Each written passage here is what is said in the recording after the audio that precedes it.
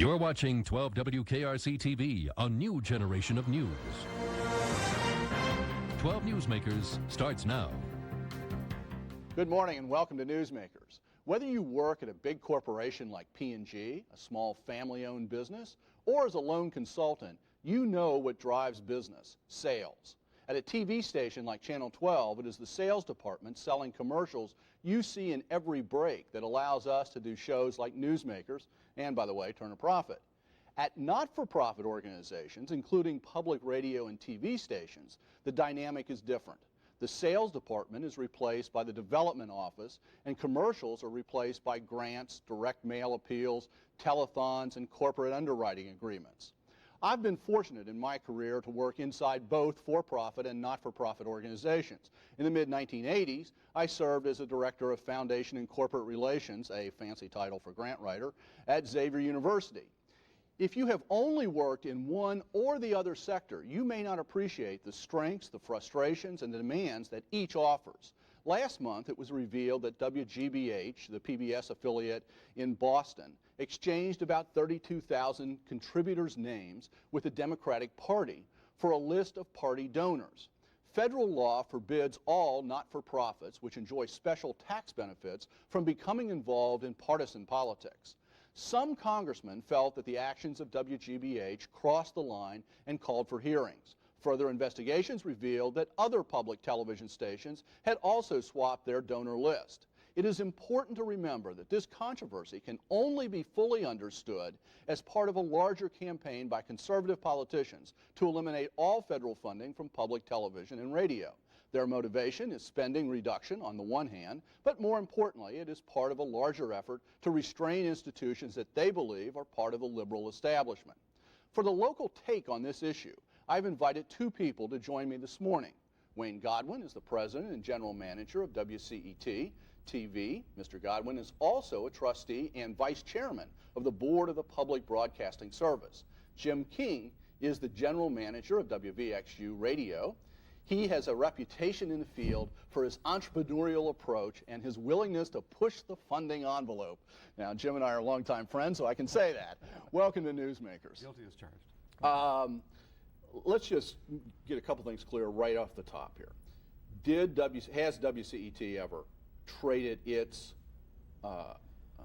donor list with a political party? Yeah, given the recent controversy, we've gone back 5 years, which are the best reliable records that we have, and there is no indication that we have traded any list of any names with any partisan political organization. Do you have an internal policy against that inside the individual station? We do not have an internal policy, or we did not as of this incident. We certainly do now. We're very sensitive to it. We see it as being a serious situation, one that can and probably has to a degree tarnished public broadcasting, and one that we have to respond to in a very vigorous and effective fashion, and we've done so. Jim, what about WVXU? Have you traded your list with any partisan group? Never. In fact, we take it a step further, Dan. We have never, ever traded or given or sold our mailing list to anybody for any reason, period. Political parties, other nonprofits. There are many for-profit companies that have asked for our list, and we pay handsomely for it. We've never, ever given our list out. I hate telemarketers when they call me. Do you sell your list? Is that some do. We never have. You do not? Absolutely. We do not? We will not sell it, trade it, give it, whatever. Okay. A firm, ironclad policy. All right.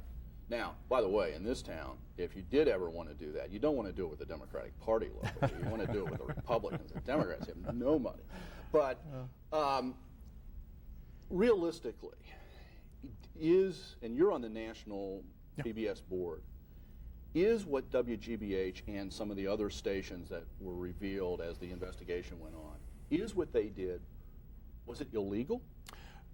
To my knowledge, it was not illegal, but again, I'm not a legal authority. I'm not a tax expert there. I can tell you, knowing the people involved, that if it was illegal, it was certainly not intentional. But at this particular point in time, you have a congressional hearing that is going on. You have congressional oversight that is taking place. And I think in all fairness, they will determine the legality of what occurred there or the illegality. And then you move into the area of appropriateness, and then, if you will, you move into the area of, was it wise? Henry Beckton, who is the president and general manager of WGBH, who also serves on the PBS board with me, has apologized to the people of Boston, has issued an apology to the entire area and to the system for any oversight that they may have exercised, or lack of oversight they may have exercised there. I think there is indeed regret that is a part of this. Legality or illegality, I would have to leave to someone who is more skilled and knowledgeable in that area. Obviously, behind this sort of issue is the fact that public television, public radio does receive certain funding, a certain amount of its funding from the federal government. Jim, how much of your funding comes from federal dollars? Less and less every year, Dan. We're receiving currently about a tenth of our income. And how much would that have been, say, 5 years ago, or let's make it 10 years ago? Oh, a fifth. So dropping fairly steadily, but so a tenth. So 90% of your money comes from other sources. Now, are some of those other sources local and state government? Or yes, we do have some state support. We're grateful for that, but the majority of ours comes, frankly, from listeners and from corporate sponsors. Okay. Wayne, what about you? It's a very similar scenario. We get 11%, 11 to 12% from the federal government in the way of the community service grant. Primarily, our support comes from membership, from our action auction, and then we receive very good, generous, and we think wise support from the state. There is a very limited amount that comes from the city government, appreciated, but still a small amount. And then, of course, there is the corporate underwriting and foundation underwriting locally that's a part of the mix. Okay. If you lost all federal dollars, could you survive? And is there a difference here between you as an individual station and you as the PBS system, or you as you buy programming from NPR, and maybe there's more dollars that go to NPR? I'm not sure how that. Could you survive without any federal dollars? Dan, I think the question is, could you survive? Could you survive for how long, and what would you be as you survived? If you lost your federal funding as a public television service, and I would have to defer to Jim, obviously, for public radio, the first thing you would see would be a number of the smallest stations disappearing. So you would no longer have universal coverage. You couldn't say that 97% of the American people receive public broadcasting. Obviously, stations in the largest markets would probably survive the longer because they have a larger population base. Our sense is that Cincinnati could, for a period of time, survive. What the federal funds do that is more than just simply survival is they are tremendously, if you will, from a business standpoint, high net funds. You don't have to spend a lot of money in order to honor those funds, so you can take those funds and invest them in your primary service, which is what they're funding you to do. As opposed to running action auctions, yes, absolutely. And expending a lot of your energy to raise the private dollar. And I would say that the federal funds are very much a part of what you see delivered on the air, what you see in that final product, as opposed to what you may see, but may not see behind the scenes that is spent in raising dollars in other ways. Very important funds. Jim, same basic pattern. Do you think you could survive without? I take a little different take on it than Wayne. I am quite entrepreneurial, as you mentioned. 4 or 5 years ago, when the Newt Gingrich Congress was in full swing, you recall the threats of public broadcasting cuts at that point. I thought the idea wasn't all bad, frankly. I'm much more, I suppose, liberal, radical in this matter than my colleagues would be. I don't think the notion is all that bad. Wayne's quite right. Small markets would suffer without federal funding. Would the X-Star network just expand? I don't know. What I would like to get, frankly, is a choice in major markets along the Canadian Broadcasting Corporation model. If Congress were to say to us, WVXU, you have a choice of accepting federal funding or going to limited commercial advertising, 6 minutes an hour maximum. Give up all federal funding in return for this, I'd do it in a heartbeat. We'd be a better station for it. There'd be very little interruptive quality to our programming, actually far less than we probably presently have with underwriters. And it clearly hasn't hurt the CBC at all. I think we would profit from it. I don't like getting federal money. I never have. I don't think there's a place for it in my particular side of the business in a major market. So I would welcome not having it. Wayne? My sense of that is it will change the face of public television. If you think the needs of the public are currently being met by commercial television, then that's what you would end up if you remove the federal funding and allow 6 minutes or 8 minutes or 10 minutes of commercials on public television. There are disciplines that you could try to exact to limit that.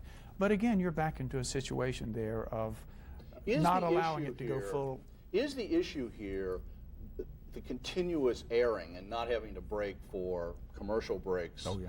Or is the concern corporate control, advertiser control of product? I think it's a phony issue. I thought that's a phony issue from day one. Well, I'm just trying to clarify. You don't think that's How do you feel about that, Wayne? The issue being corporate control of, no, I don't think, in all fairness, that there has been within underwriting a control by any funder of the end product that you see on public television. I do think, though, that if it became the primary guiding force of funding within public television, what you would see would be a lessening of membership support because they would see the corporation as then being responsible, and you would see a gravitation within the industry over to a more popular form of programming, which moves you more toward the commercial model, and I think the end result would not be the public television that you enjoy today. Jim, what about this? You do a lot of corporate underwriting. In fact, you're known for that.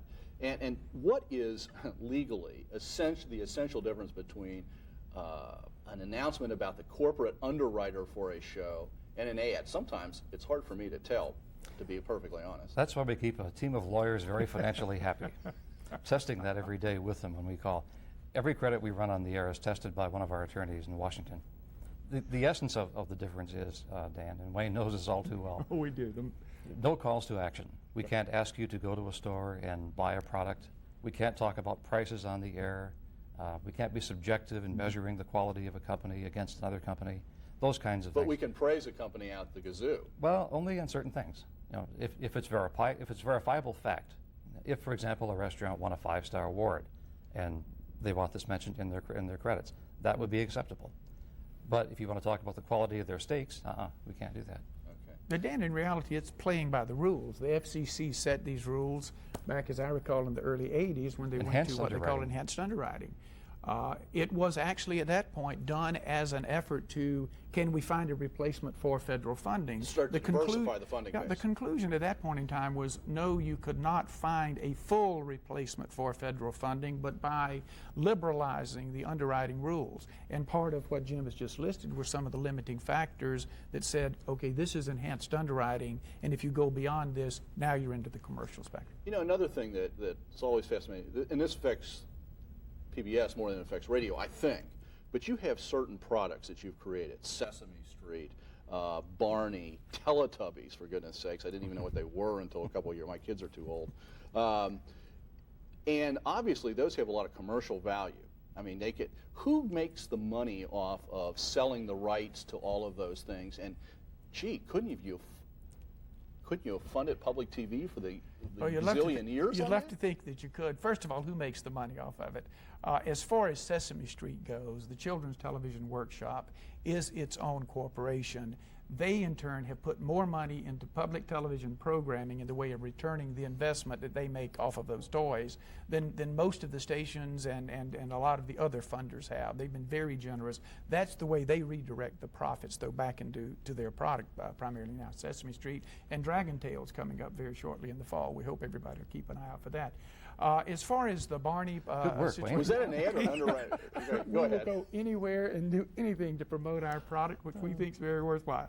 As far as Barney goes, the Lions Group produces Barney. It actually is a for-profit corporation and produces it. So their franchising of that They franchise it. It doesn't all come back. There is an element that comes back to public television. Teletubbies a little differently. After the Newt Gingrich Congress, as you recall, one of the elements that was challenged there was exactly that question.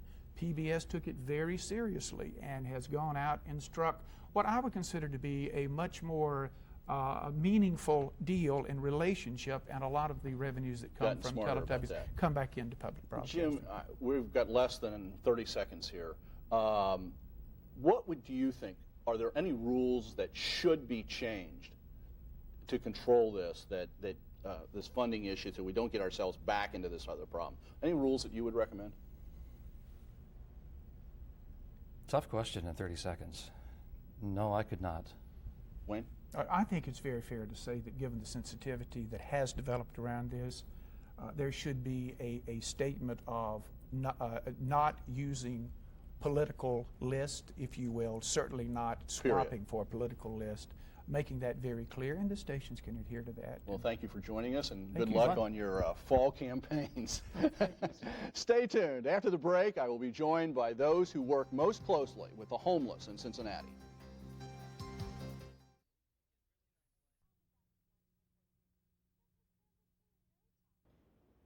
Welcome back. Several weeks ago, we focused on the relationship of the police and the mentally ill and ended up talking in some detail about the state of homelessness in our community. To pursue that issue in some greater depth, I have invited two people directly involved with the homeless to join me on Newsmakers. Donald Whitehead is the director of the Cincinnati Homeless Coalition. Pat Clifford is the director of the Drop-In Center in Over the Rhine. Welcome back to Newsmakers. Both of you have been here before. Thanks. Donald, numbers. What kind of numbers are we talking about with homeless in Cincinnati? Well, depending on what study you use, we did a study in 1992 that was a very comprehensive study, and at that time it was from 18 to 22,000 homeless people throughout the year in Cincinnati. Throughout the year, 18 to 22,000 different individuals. Different individuals. Okay, some of those people would have been homeless for long periods of time. Some of those people would have been homeless for short. The average period of homelessness for individuals in the entire country, and I'm going to use the entire country, is about 90 days. Okay. 3 months is a period of time. We took great, there was a great effort not to duplicate numbers, so these are different people throughout the year. And you said that's your study. Other studies what would other studies put this at for Cincinnati? Well, in Cincinnati, for the competitive grant, the Continuum of Care grant, which we do yearly, it's a HUD grant, we do a point-in-time count. Okay. But we only count the people that are in shelters during the year. That number for this year was about 30,000 throughout the year. And that's the people that are sheltered. It doesn't count people that live under bridges or in abandoned buildings, or people that Who are also homeless. Who are also homeless. Pat, to what extent is, and what we got into in this show a few weeks ago was the fact that our society closed down a lot of mental hospitals for very good reasons, because they were so poorly run 20, 25 years ago, but have made inadequate provisions for people who were there. Consequently, the estimate on that day by the former assistant police chief was that 40% of the prisoners that we have in our prisons are people with mental illnesses, and so we've reinstitutionalized them. Right. For homelessness, how serious a problem is mental illness and people who need better treatment? Right. Well, the way we treat mental illness, especially among the homeless populations, is really inadequate. And we found the same thing, that when people were released from mental institutions, they were closed down, downsized, people were basically left on the streets. And so we have at the drop-in centers about 30% of our residents having some sort of mental illness, having a hard time hook up with the current system the way it is. Now, to deal with that, we have mental health caseworkers come to the drop-in center 3 evenings a week to do assessments and referrals. And so we are trying to make a stab at addressing that population, but more needs to be done. Can the drop-in center, a lot of the problems for people is that if they have certain types of medication, they can manage whatever problem they're facing. Right. Can the drop-in center help people manage that and make sure they get their meds on a regular basis? Is that something you're allowed to do or can do? What we do is if people have meds, we know about it. They're kind of stored in a centralized place in our facility, and we can tell if somebody has not been taking their meds for a while. We can urge them to, hey, have you taken your medication lately? Have you done this? You can urge them, but can you actually administer it and say, no, you can come here every day at noon and we will give you this? We can't administer it, but we can urge people to go in and get it. Now, more needs to be done. I mean, we could use more services on our site to help administer meds, prescribe medications, do more assessments and referrals. Like I said, we're making a stab at it. We have 3 nights a week where people are on site with some expertise. More can be done. Donald, your organization, Homeless Coalition, what is it? What are the range of services that you attempt to offer? Because I think most people know about the drop-in center because it's a specific place, although we want to talk about what the broader programs are here. But what is it that your organization does? Well, our three main goals are advocacy, education, and the coordination of services between our 74 member agencies.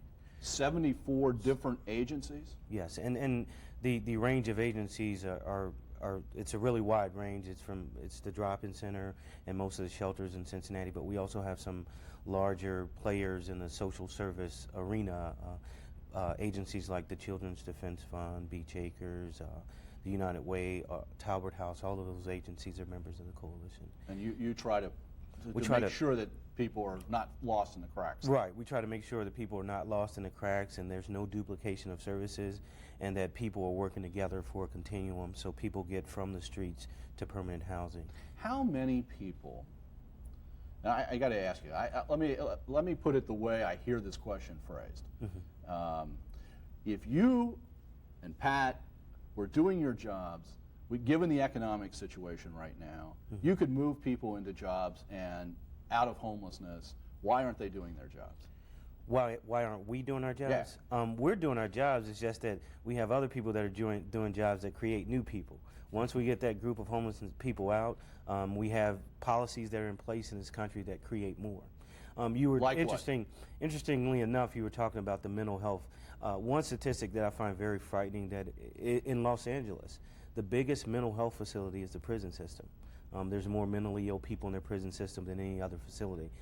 In Cincinnati, we have the demolitions of Lincoln Courts and Laurel Homes. Grandview Heights was also that also happened. We have welfare reform.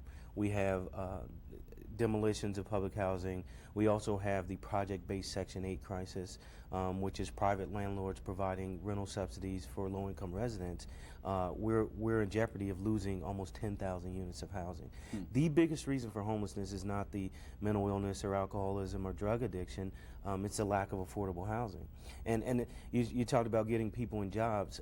One fact that I find that people find very surprising is that 40% of the people that are in shelters go to work every day. They just don't earn a livable wage. So even though they are employed and have income, they still don't have a home. Exactly. Okay. Because they can't afford a home. Okay. Pat? Yeah, we have 40 to 60 people at the drop-in center every day who are working, but they're working at these places that are temporary labor, Minuteman, action labor, right. Places where you can go to work, you don't end up with enough money at the end of the day to get out of homelessness. You're working homeless. Before we lose time here, what is the range of services offered through the drop-in center specifically? Yeah. Well, the drop-in center, most people know about our emergency shelter, which is open 365 days a year through rain, snow, and sleet and everything. But we also have a lot of services that come into the drop-in center to provide services. Like the 3 days we have mental health caseworkers come in. 3 days a week we have doctors and nurses on site providing medical services. Is that in cooperation with the city's Cincinnati, healthcare? right? Okay. And then a variety of other caseworkers coming in to provide services. We also have a job readiness program that's staffed by a volunteer to help people get into a job that's not just a temporary job, but a more decent. And does that work? Yeah, we've started it in the past year or so, and sometimes there are a lot of barriers to getting a decent job. Anyone can go to a temporary place and pack for a day and have no skills and no chance for a future, but to get people not only some opportunities there, but also kind of break down some of the Can you hook up on self-esteem. something like that with something like Cincinnati Works, the thing that Dave and Leanne Phillips are involved with? Yeah, it's a possibility. It's a possibility. Like I said, if people are willing to work with people with some barriers, then that would be a good match. Okay. In addition to all of the sheltering services we provide and the things we do to get people out of homelessness, we also have a 6-month drug and alcohol treatment program for men. So 20 people who are homeless, who are addicted to drugs or alcohol, are getting the chance of sobriety through our program. We also have a 8 to 10 person women's program. It's called the Full Circle program, and that's an intensive 6-month counseling program. And then we have 25 units of transitional housing also. That's up to 2 years around our center. And we have a place called the Recovery Hotel, which is a transitional house for people who are been through a recovery program over a couple blocks away on Vine Street. So we really try to provide services to get out of homelessness. We're not just a bowl of soup and a bed, although we are that. We are that at base. We do more. You know? Well, we're out of time for this morning. As you know, I'm going to invite you back because the drop-in center specifically, and homelessness in a larger sense, is very controversial with this proposed new performing arts school. But I thought it was good to have you on just to talk about what you do outside that other controversy. But as soon as we can, we're going to have you back to talk about that. Thank you for being with us. Well, thank you for having us. Okay. Thank you for making Newsmakers a part of your Sunday morning. Join us again next week. Meet the men and the women who are shaping our community for the future. Have a good week.